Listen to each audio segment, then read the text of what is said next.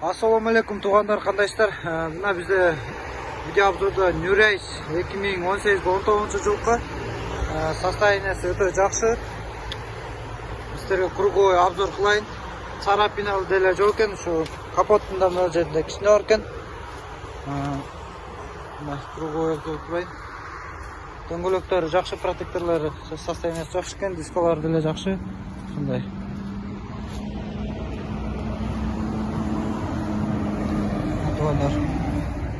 İçki состояниясын көрсөтөйүн сиздерге. İçinde мына кожалар эч жыртылган эмес, таза пластиктери. İçinde химческая деле кереги жок. Просто растаможка эле оформление кылып айдап кете бересиздер.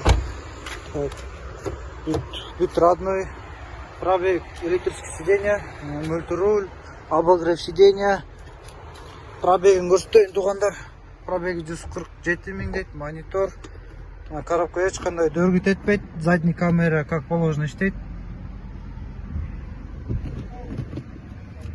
Так, кондиционер печке как положено иштеп атат, AUX USB. Подлокотник, кармашкалар бар, кожа состояниясы идеальный. Эч кандай повреждение жок. Смарт ключи, 2 ключ смарт.